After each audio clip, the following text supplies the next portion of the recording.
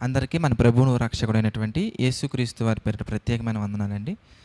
ప్రియమైనటువంటి దేవుని వారలారా, దేవుడు ఈ సృష్టిని చేసినటువంటి విధానాన్ని గనక మనం ఆలోచించినట్లయితే తన వాక్యము చేత ఈ సృష్టిని నిర్మించారు.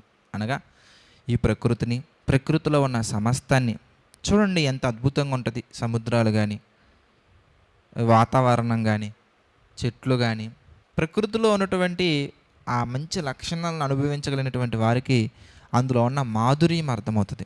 అయితే దేవుడు మనకి కూడా ఏం చేశారు ఎందుకనగానే కొన్ని సృష్టించగలిగే ఒక పవర్ ఇచ్చారు. చూద్దాం ఒకసారి సామెతల గ్రంథం మనం చూస్తే 18th చాప్టర్ మనం చూద్దాం. 18వ అధ్యాయం మనం చూస్తే 21 వచ్చిన కనుక మనం చూస్తే, జీవ మరణములు నాలుక వశము, దాని యందు ప్రీతిపడువారు దాని ఫలము తిందురు.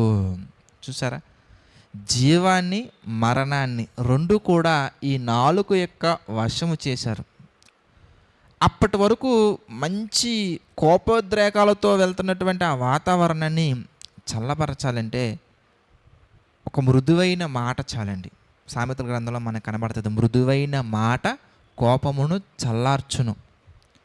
కొండెగాడు ఎక్కడ ఉంటాడో అక్కడ గొడవలు ఉంటాయండి, కలహం రేగుతుందంట. ఎందుకంటే ఆ మాటలో కొండెములో చెప్పేవారు ఎక్కడైతే ఉంటారో అక్కడ ప్రశాంతంగా ఉన్న వాతావరణంలో ఒక ప్రచండమైన అలలు వచ్చేస్తూ ఉంటాయి.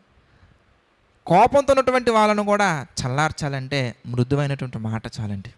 అంటే మనం ఒక నెగిటివ్ థాట్స్ తోటి మనం ఉండిపోయి నెగిటివ్ వర్డ్స్ మనం మాట్లాడుతూ ఉంటే మన చుట్టూ ఏ వాతావరణం క్రియేట్ అవుతుంది ఎంతకనగానే నెగిటివ్ వాతావరణమే క్రియేట్ అవుతుందండి. అంటే మన మాటల విధానం.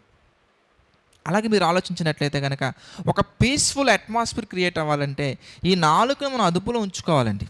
ఈ నాలుగును మనం అదుపులో ఉంచుకొని కొన్ని సందర్భాలలో కొంతమంది మాట్లాడుతూ ఉంటారు, నోరు మంచిదైతే ఊరు కూడా మంచిదవుద్ది అంటూ ఉంటారు. బహుశా ఇక్కడి నుంచి ఏమన్నా తీసుకెళ్లారేమో అనిపిస్తూ ఉంటుంది నాకు అప్పుడప్పుడు. కానీ మనం ఆలోచిస్తే నోరు మంచిదైతే ఊరు ఒకటే కాదండి, ప్రపంచం అంతా మంచిదవుతుంది. ప్రపంచం అంతా కాదండి, పరలోకాన్ని మనం వెళ్ళగలమండి. అంటే మనం పరలోకాన్ని వెళ్ళాలన్నా కూడా మీరు ఆలోచించండి, దేవుని యొక్క వాక్యం ఎలా సెలవిస్తుందంటే సర్వలోకమునకు వెళ్ళి సర్వసృష్టికి సువార్త ప్రకటించండి. చూసారా, అంటే ఈ రాజ్య సువార్త లోకమందంతటా ప్రకటింపబడవలెను, అప్పుడు యేసుక్రీస్తు వారు వస్తారు.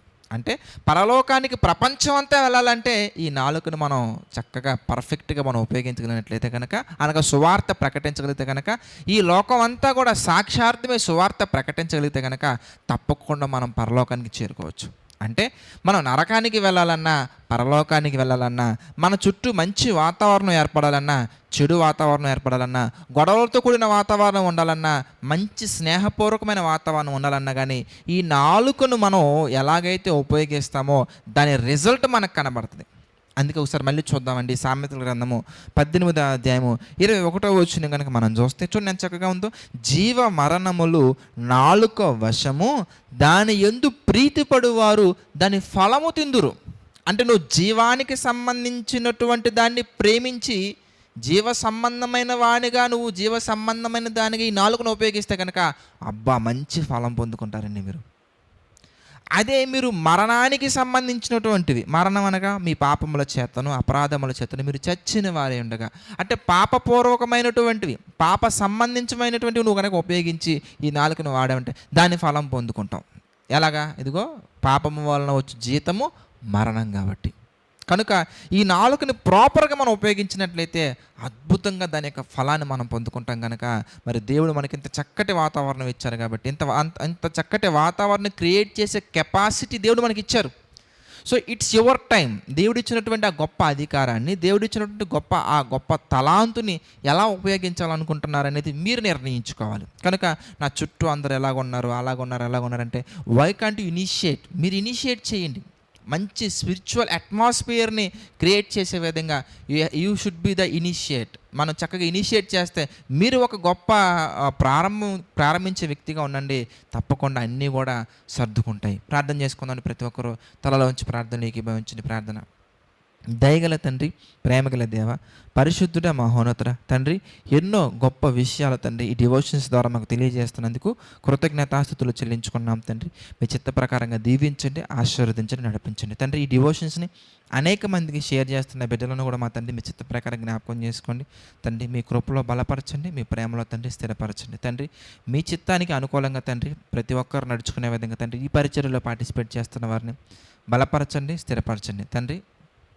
మీ చిత్త ప్రకారంగా తండ్రి ఆత్మ సంబంధమైన ఈవులను అనుగ్రహించండి తండ్రి. సమస్త మహిమ, ఘనత, ప్రభావాలు మీకే చెల్లించుకుంటూ ప్రతి ఒక్కటి తండ్రి మీ చిత్త ప్రకారంగా జరిగించమని, నడిపించమని వేడుకుంటూ మా ప్రభువును రక్షకుడైనటువంటి యేసుక్రీస్తు వారి పేరిట ఈ ప్రార్థన అడిగి వేడుకొనుచున్నాము తండ్రి.